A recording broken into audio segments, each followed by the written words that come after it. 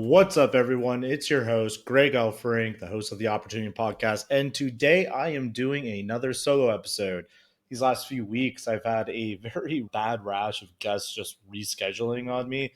And I just got back from traveling to an event. I'm going to another event here in about a week from now in Chiang Mai SEO. So if you're in Chiang Mai and this comes out by the time, this should probably come out around that time, come and say hello to me at the hotel. But with that said, the show must go on. So even though my guests have rescheduled with me a few times, I figured great opportunity for Gray to go on another long monologue.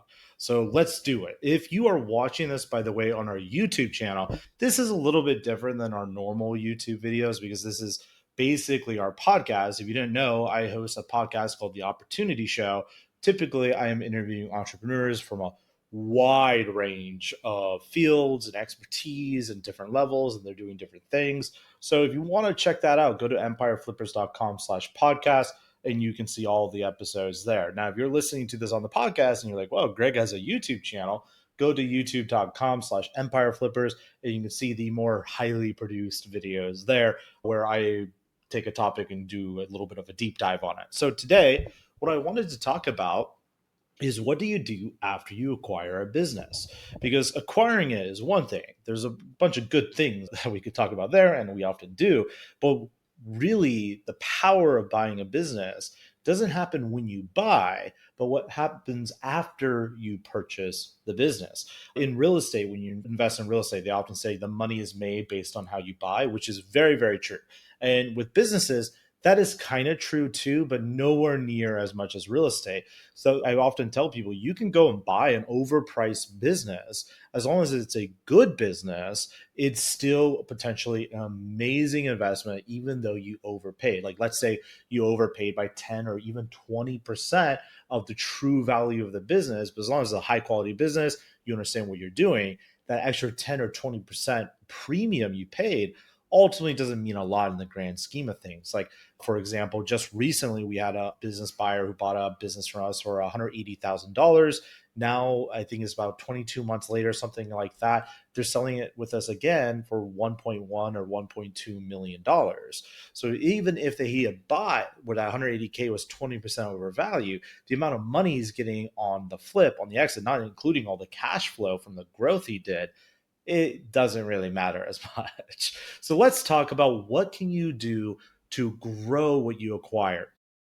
Now, there's a million different ways to grow a business, right? There's tons of different strategies. And what I've decided to do is look at the most boring ways to grow that applies to the majority of businesses, not only that what we sell, but really any kind of business you buy, you can apply this. And I call this sort of the PE lens. And by the way, my voice is a bit scratchy, so excuse me.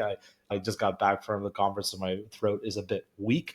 But as I said, show must go on, right?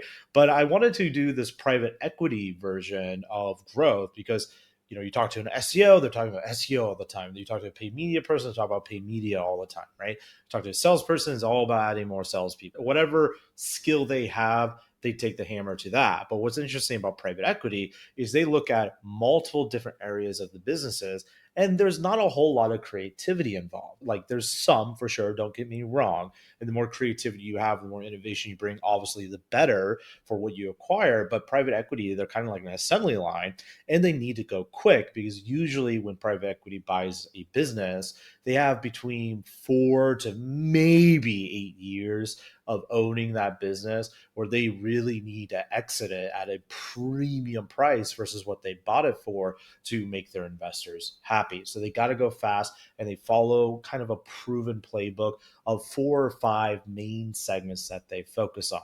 So let's get into it. What are these segments that private equity people do when they go and acquire a business? So as I said, private equity isn't really buying the business because they're in love with the business. I'm sure like the representative who found you is, but they're really buying the business not to appease some kind of thing that they want in terms of being an entrepreneur, but rather to apply their systems. And there's a lot less creative thinking that goes into this because they have these systems. So growth isn't looked at as innovation, but rather as systematic, as a discipline that you're providing consistently over and over again. And as I mentioned, there's a few main areas they're going to be focused on, especially in the first 12 months post acquisition. And those are stabilizing your cash flow, because it's very common knowledge when you acquire a business, it is not uncommon to see the profit actually dip from the moment of that acquisition. It's pretty common. There's a bunch of reasons why that might happen. The most common reason why that happens is because the seller, everything they were doing in that business is second nature to them. But you, as the buyer, even if you've done a crazy amount of due diligence, a lot of the business is not yet second nature to you. So the business will probably suffer a little bit when you first acquire. But that's very normal. So the first step that private equity is doing is they are stabilizing that cash flow. They want to make sure that the profits are good. And that often means they're not doing a whole lot of changes within the first 2 or 3 months. That's a mistake I see a lot of business buyers make. They buy a business and they want to change everything as quickly as possible before they really understand what the system of the business is in the first place. Like, as long as you understand how a good system works, you could turn it into a great system. But if you destroy a good system right out of the gate, well, you're kind of screwed, right? Like, you don't know what you don't know. So I often advise buyers to, like, hey, let's take a chill pill. We just completed the transaction. Let's wait like a month or two before we do any like mega changes. Now, with that said, private equity will also be looking at quick wins, things that they can do right away that should be a good tweak to the system. And we'll get into what some of those quick wins are here in a second. But the next is building leverage through efficiency. The more leverage they have, the more power they have. And that goes from using debt to acquire the business in the first place, but also looking at the type of systems that the business has that can be leveraged and really doubled down on. Because as an investment class, at least in my view, businesses offer one of the best asymmetric plays on the planet when it comes to what it can do to help grow your dollars, right? And that's exactly what the private equity people are looking at. Like, what are in the bones of this business that can really push the needle that doesn't require too heavy of a push from our side? So this could be something like scaling ads, a CRO campaign, hiring someone like an operator or something like that, right? We sold a business where the seller was just so dog tired of fulfilling on the product because he had to use this machine and press on it over and over again for a few hours every day. He was just so dog tired of it, and he's so lost in the weeds of his own business. He didn't realize he can just go hire an entry level employee to operate the machine, which is exactly what the buyer did when they took over the business, which freed up the business to focus on marketing, like the business owner to focus on marketing and growth of that product, which turned out awesome for that entrepreneur, right? So this is the stuff a lot of private equity people will be looking at, the main kind of areas. And again, their growth is not so much about creativity, but more about just discipline, creating a plan and planning their work and then working that work. All right, so the first real segment as we dive deep into this is redundancy elimination. And this is where private equity gets this big bad boogeyman of poor reputation, basically. Whenever you hear about them like cutting heads, laying off employees, really increasing the profit by basically getting rid of everyone that they're paying, this is usually what people are thinking of. And there is some truth to that. There is some truth that private equity does tend to lay off employees, but it is also, in my experience, kind of overplayed because a lot of the time, especially bigger private equity companies, they don't tend to have operators. So when they acquire a business, the employees in that business are heavily relied upon by the private equity firm. So it's not really something they want to do. It's something they will do if they think that that's the only option available to them. But in general, a lot of private equity people want to keep the talent. Now, there are certain cases where that is not true, which we'll get into. But before we get into the employee side, let's talk about the much more easier and often overlooked side of redundancy elimination, such as software. So there's been businesses that I've seen where they have basically two CRMs. Like, you don't need two CRMs, right? You might be wondering, like, how could that even happen? Well, it's often happens where a business will have it like their own custom platform, basically like Empire Flippers. We have our own custom platform, right? And that platform doesn't speak with the CRM, say like HubSpot, and there's a lot of tech debt that happens between these two platforms, or they might be switching from one CRM to another, and for whatever reason that switch has gone on for a very, very long time, creating a fractious environment inside of the business. So this is an obvious one to eliminate. Another example might be where a business has two different agencies are doing the same thing. Now, You might again ask, how can that happen? Well, if a business gets big enough, let's say there's multiple heads of multiple different departments, and there might be a time when the engineering needs a UI guy or slash designer, and so does the marketing guy. But the marketing and the engineering guy are not speaking with each other, and they don't know that one has one already, or maybe it doesn't fit the needs of the other person, which can lead to these retainers that go on for a very, very long time because nothing was ever consolidated. So this is another example of redundancy elimination where it's not exactly getting rid of other employees. But another issue, say in e-commerce, might be multiple suppliers that aren't giving you as good of a deals. Maybe you want to consolidate some of those suppliers, or even for your fulfillment centers, standardizing that whole logistics, all that kind of good stuff. And that moves into kind of what we were talking about earlier with tools, softwares, and subscriptions. So this is often a death by a thousand cuts, especially if there's a big marketing push in the business you're acquiring. Because marketers like me, we love shiny new tools that we buy the free trial, forget, and we get charged for months on it, and we've like logged into the tool once. So it's very easy for marketing teams in particular to have a bloat of software and different random tools that they're not even really using. And there is often a thing that happens, especially in businesses that have been around longer, like say 5+ years, where there are new solutions, new software, new tools that are light years ahead in terms of how good they are versus the previous. So I'll give you an example. I have a buddy of mine. He was looking to sell his business, and I looked at his P&L, and there was just one software on there that used to be the creme de la creme of what it does, but now is considered much more of a dinosaur, expensive, and baroque. It's like not the greatest around anymore. If he had just changed out that one software, considering how heavily he was using it, and it was a usage-based pricing kind of software, he would increase the valuation of his business by 20%. So that means me, say, like, or you come in and buy that business. This is an obvious quick win because you can easily replace out that software with the new software that's way cheaper, and you already got a massive ROI on the business you acquired, right? So these are areas that private equity will probably be looking at first before they ever really look at headcount and employees in particular. Now, a rule of thumb, every $1 saved here is basically like $3 to $5 value increase to your eventual exit in terms of the multiple and all that kind of stuff. Like every dollar you save here is massive. It's pure profit, right? And this will go back to that saying with the next segment too. So this can create some serious enterprise value if you only do this segment. But now we got to talk about the employee situation that gives private equity a bad name. And I will give you a tip here, especially if you're doing something a little bit more ambitious than just buying a single business. All right. If you've ever watched the movie Up in Air with George Clooney going around firing people all around the great nation of America, this is basically what private equity is thought of in terms of what they do. And again, it's not wrong. A lot of private equity do this. But the reason why that happens is typically because they're doing a roll up. So let's say I'm going and buying 10 different marketing agencies to roll them all up into a single entity for a big exit down the road, something like that, right? In that scenario, I don't need 10 bookkeepers, accountants, and human resource people, right? So in a typical private equity fund, what they're going to do is let go of a certain amount of them, probably over 50% of them, pocket that extra money, boom, boost to the valuation, happy days, except for the employees that got laid off, right? But if you are the one controlling the fund, I have a friend, he was pretty clever with what he did here. So he was doing roll ups and would run into this kind of situation. He didn't want to get rid of these good people because they were pretty talented themselves in their own way.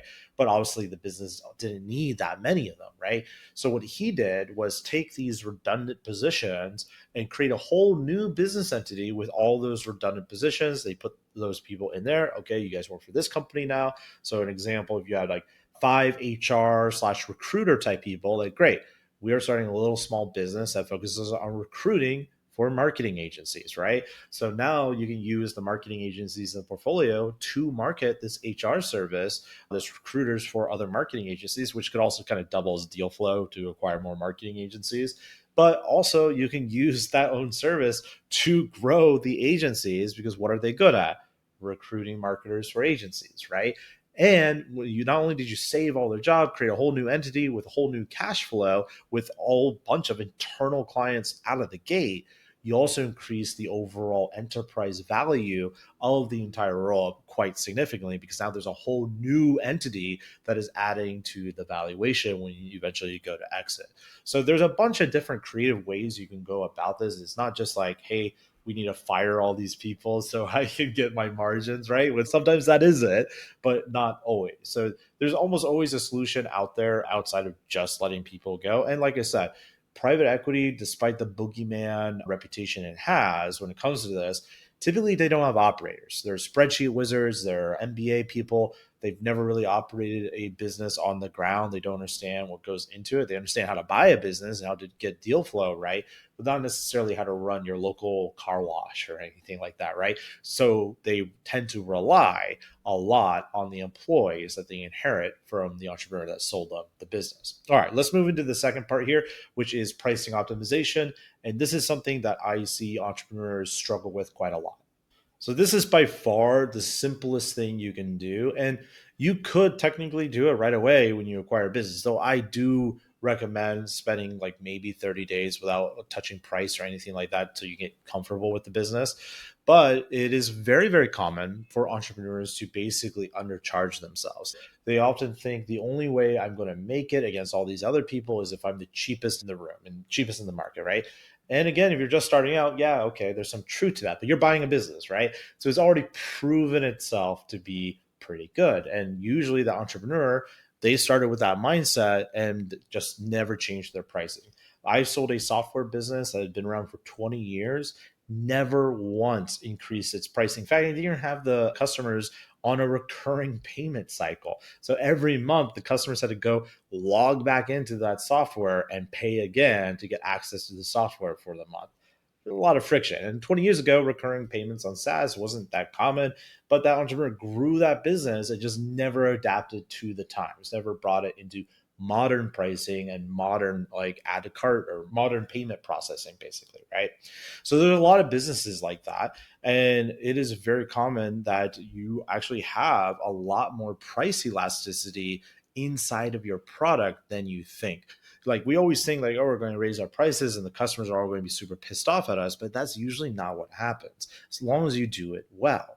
Now, I'm not saying go like double your prices or something like that unless you like change your offer and what you're giving to the customer.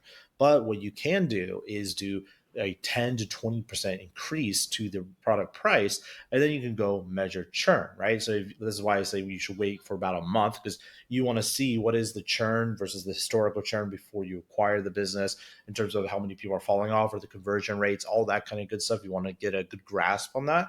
But once you do, you can go and raise your price by 10%, then 15%, then 20% over a period of a few months. At each price spike, you can also reach out to all the customers to let them know, hey, this price is going to go up. This is your last chance to get this. Maybe you can offer them a year off discount or something like that to be grandfathered into the old prices, all that kind of good stuff.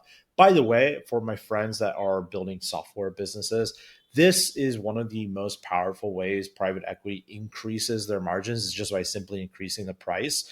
And this is why they hate you if you do lifetime deals. So I've been in many arguments with people on the internet over the years, like, oh, I got all these lifetime deal users. Buyers hate that. And if you're a business buyer looking at buying the software, that's a massive red flag if like 70% of their customers are lifetime deals, because guess what you get to inherit? You get to inherit all these customers that you made no money off of. And if you like renege on the deal, it's going to create all this bad PR for the company, right? That you just probably spent a lot of money buying. This is why business buyers hate lifetime deals. If you are a seller of software services and you love lifetime deals, I highly recommend don't do lifetime deals. Do like lifetime like discounts, instead of like one off and never pay again. Maybe they get a permanent 10% discount of whatever the retail price is. So that way, like they can still get their prices raised like down the road, right? We don't want to wait like 30 years before and still not able to raise the prices, right? With all the inflation going on. So in this way, they always get that 10% off for being an early user as part of their like lifetime discount. But the business buyer still has the flexibility to bring in more money or let those users churn if they are too burdensome for the system, basically. So that's it when it comes to pricing. And like what I said earlier about every dollar you save can lead to like $3 to $5 in terms of your exit value. This is even more true here with pricing because this top line you're increasing. This is like pure profit, basically, right? All you're doing is changing the price. Now, before I move into kind of the deep dives of different departments that private equity does, one more thing on price. So when it comes to price, people think like, okay, Greg says I can increase my prices by 20%. So I'm just going to do that and hey, I'm done. Wouldn't recommend doing it that way. I would recommend doing it in a staggered, measured way because what you'll find is say you have a $150 product, say you end up charging $200 like towards the maximum end of that range. You might be still making great conversions, all is good. But if you never tested $170, you may never have find out that while yes, you're charging less for whatever weird trick of the mind, when you charge $170, you not only get more money per purchase than the 150, but you actually increase the conversions. So by having it at 170, you're actually making more money than if you're charging at $200 because for whatever reason your conversion rate goes up, the velocity of the sales is increased. So there's a very important thing on pricing. It's not always about being the most expensive, but it's about finding that sweet spot between how much can I charge while still getting a lot of sales that doesn't hurt my conversion or ideally boosts my conversion, which you might think, well, if you're going to raise the prices, doesn't that always hurt conversions? Not so. There are many times where increasing the price actually positions you as a more valuable product. Even though you change nothing else about the product, people are more likely to look at you as like a serious contender for their dollars. It's a weird thing. This is why often people say, no one ever really builds anything based on free knowledge or free mentorship, which is sort of true because paying gives you like kind of an accountability to it. And likewise, a more premium product tends to have a more premium price. And so therefore in our mind, we connect these two, right? So that's another thing you want to watch out with sales velocity. And I guess one other thing with pricing. So with entrepreneurs where they think I need to be the cheapest all the time, there is no advantage of you being the cheapest. There's literally none. The only advantage you really get, this I should say there's two advantages. When you start out, you need money. Being free and dirt cheap is the way to get your first dollar for sure. That is definitely true. But as you expand, as you get beyond that newbie phase with your business, it really doesn't pay to be the cheap one. The only advantage you have at scale for being cheap is if you have the massive scale. Like if you have Walmart and Amazon level of distribution and scalability, sure, you can be the cheap one in the room and undercut everyone because your economies of scale are absolutely massive. But if you only are in second place to them, and you're only second as cheap as them, well, you're basically worthless in the market because no one cares about the second cheapest option. They care about either the first cheapest option or all these other options up here in the more premium space. So I always tell people it is easier to play in the premium space, not only to get better margins, you get better customers, but you can actually treat your customers better while also reinvesting into the business. So it almost always worth to go towards the premium side of whatever you are selling versus staying on the cheap side. Like, okay, that's my speech on pricing. So the next thing private equity people do, they'll do what I would hope you've been doing during your due diligence when you're acquiring that business. They'll go through by department looking for areas of improvement to create a whole battle plan. So in marketing, they might look at the highest ROI channels when it comes to actually bringing in revenue, and they'll cut the vanity ones. They might keep a few experimental ones that are going and see where that leads, but they'll cut everything else, right? All the fat off of the marketing channel budget. And marketing budgets, by the way, tend to be the biggest expense for like non-compensation expenses, I should say, for a business, because you need a lot of money to go and discover something that's going to work, right? Which is often why marketers get hit the hardest during downturns because it's the easiest place to like cut money. But you always want to be careful with cutting money in marketing because if the marketing is good, that means you're also cutting growth. So yeah, you might save and have like really good profit for the next 2 or 3 months, but the leads might start drying up, right? So you get on month 4, month 5, month 6, and all that marketing snowball you had for the last 3 months is gone, right? So you will now be depressed because it's hard to get that momentum going again. So something to be careful with marketing, but in general, private equity people will go in and cut the vanity channels basically. One way they do this is they'll look at what is known as an LTV to CAC ratio. So basically, your lifetime value versus your customer acquisition cost. You want your lifetime value to at least be a 3 to 1 of your cost. So LTV 3, CAC 1. If you spend $1 and you're making $3, that tends to be a pretty healthy LTV to CAC ratio. So that's one good way, no matter what the marketing channel is, to say, like, am I getting a 3 to 1? If you're not, then maybe we need to look at this. It might not even be that bad of a channel. Maybe you need to go in there and fix some stuff, tweak some stuff, all that kind of good things. But that rule of thumb, look at the LTV to CAC and decide if that ratio makes sense to you with what you know about that marketing channel. Now it comes to operations, which kind of falls into marketing too, because like there's operational processes inside of marketing as well. But really, this is like comes down to your fulfillment, what you have to do every time you sell something. I always say marketing can only make the promise that operations can actually deliver upon. And in fact, I often think marketing should be slightly worse with the promise they make than what operations can deliver on. So that way, operations can way over deliver versus what marketing was promising to lead, right?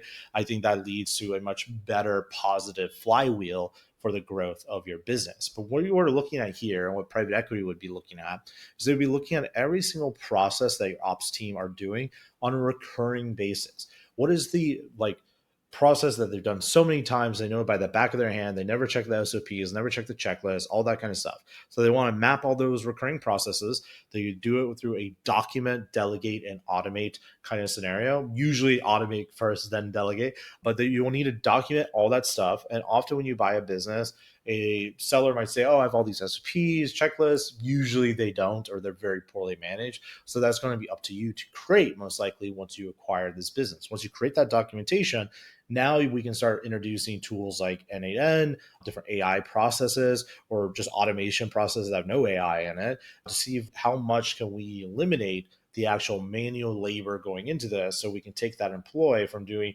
this pretty intensive manual work to doing some more high level work, more strategy work, and we let the machines process it all out. So if you can't do that, then the next step would be to delegate that, right? To delegate that to someone on the team to handle it. Now, if you're buying a business, it probably already is delegated. It might even be a bit automated. But similar to the pricing thing I said earlier, if the business has been around for over 5 years, there's a good chance there's a bunch of bloat that is built up over the last, say, 2 or 3 years as the business was growing that the seller didn't pay attention to, that now you can go and pay attention to and introduce to the company, help those employees out so they're not doing the same mind-numbing task all the time, right? So these are the type of things you want to look for. You want to trim these manual workflows that burn hours of time away but offer no real strategic big value. Like every employee you have, you don't really want them to be doing manual work. Like it's somewhat unavoidable even in an age of AI, but as much as possible, you want your employees most of their time being spent,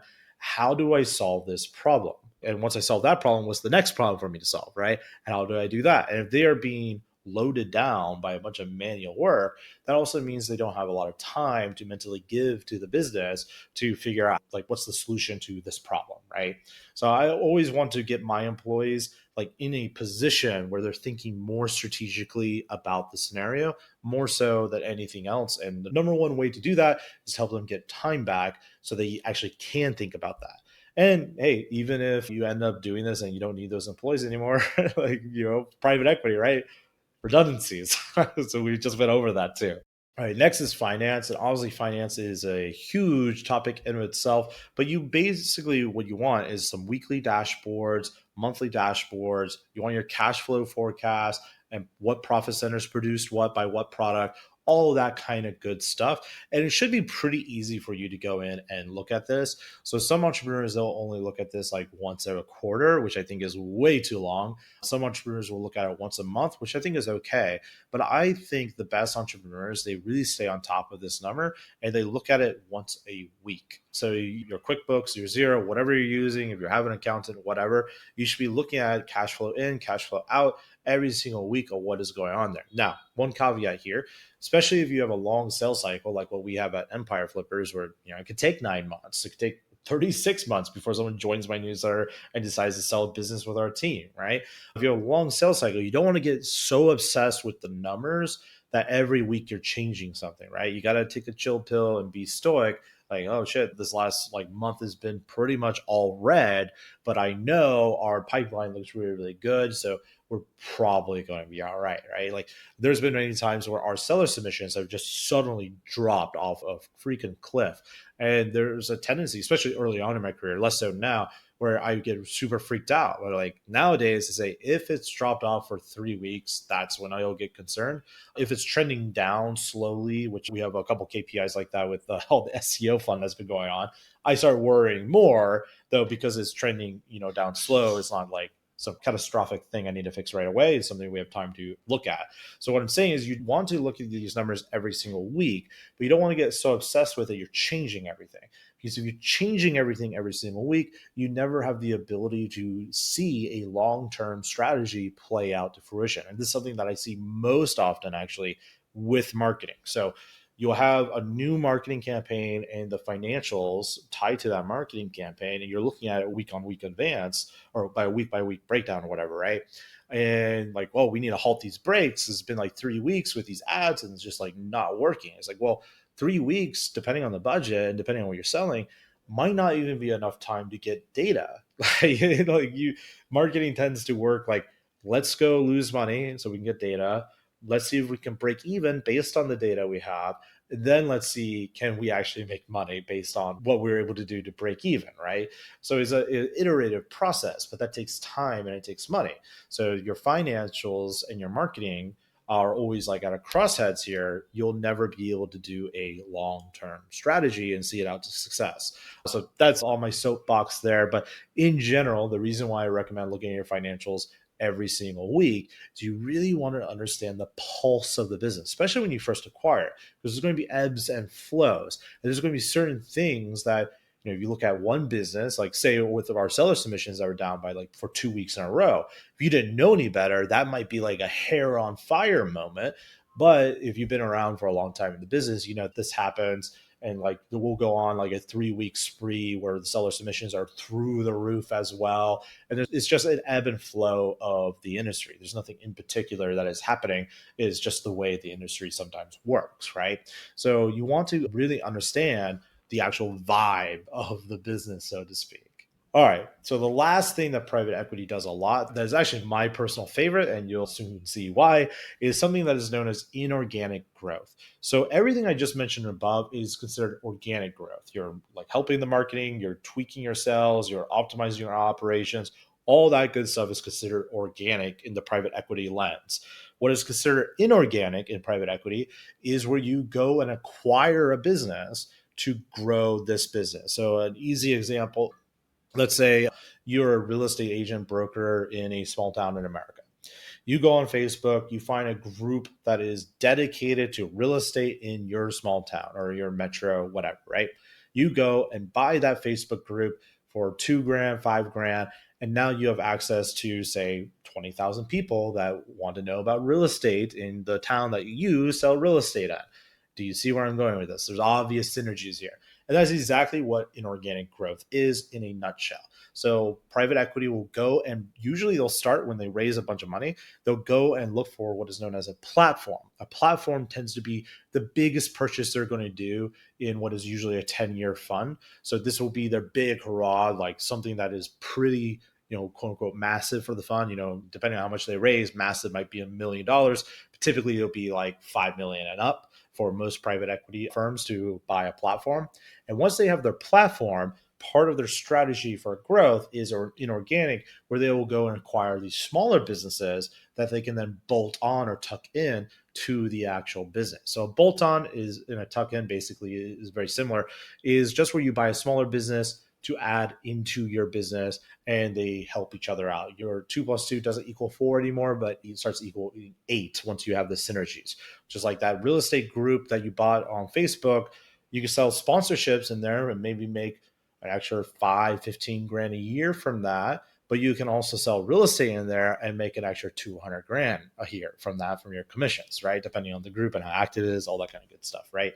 So inorganic growth is basically using acquisitions to grow the business. And I have a good buddy, he's bought a ton of businesses. One thing he often says is, whatever problem you're facing in your business, usually there's an acquisition that can solve that. Now, this is a bit like I only have a hammer, so everything is a nail to me. But in general, I do agree with them.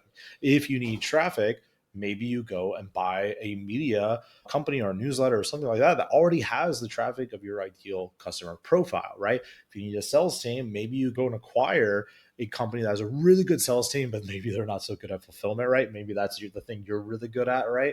So you combine those, and suddenly you start seeing some pretty massive successes here. And this leads into the whole roll up thing, right? Every business you acquire, especially if what you're acquiring already makes money, can have massive impact to the final valuation when you go to sell this monster you built. So inorganic growth is usually the last step that private equity will take. I mean, not always. If they find a platform, they might have their feelers going out for that platform while doing the other segments I just talked about. But inorganic growth, in my view, is actually the most powerful way for you to grow your acquisition. Ironically, if you want to grow your acquisition, go acquire something else that's related to it. It really is powerful. Like, I often joke that you're one strategic partnership away from changing your life, like maybe two or three, to have like really revolutionary income in your business. When you go and acquire a business that is related to yours, that is already making money, is like a strategic partnership on steroids, right? Because not only do you make all the money of that business you just acquired, but you get all the benefits of the strategic partnership as well. And they're now cross pollinating, and everyone is very happy, right? So that's inorganic growth. So again, think like private equity when it comes to your acquisition. Look at the redundancies, look at raising prices and testing the price elasticity, look at optimizing each different department, go do a deep dive, look at the financials every single week to really understand the vibes, the ebbs and flows of the business you've acquired, and look at doing some inorganic growth. Out of all the things I mentioned on here, the one that I think private equity probably uses the most is inorganic growth. But when it comes to our own customers at Empire Flippers, our buyers, the one that they use the least to grow is inorganic growth, which I think is crazy. Like, they bought a business.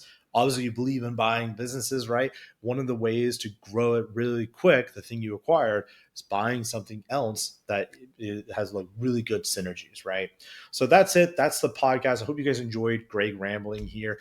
If you're watching on YouTube and you want to see Greg interview a bunch of different entrepreneurs from a wide variety of fields across the internet marketing world, definitely go to empireflippers.com/podcast.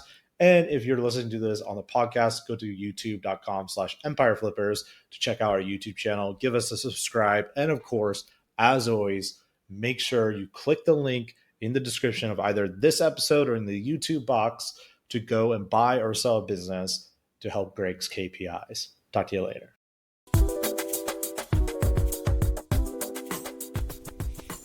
There you have it. I hope you enjoyed it. I hope it got you inspired at all the different things that are happening in this industry. And of course, if you just want to buy a highly profitable business, you can always go to empireflippers.com/marketplace, or maybe you want to make an exit of your highly profitable business, and you could go to empireflippers.com/sell your site. I've been your host, Greg. If you enjoyed this episode, make sure you leave a review, give us a like, a follow, share it across social media. Talk to you all soon. See you on the next episode.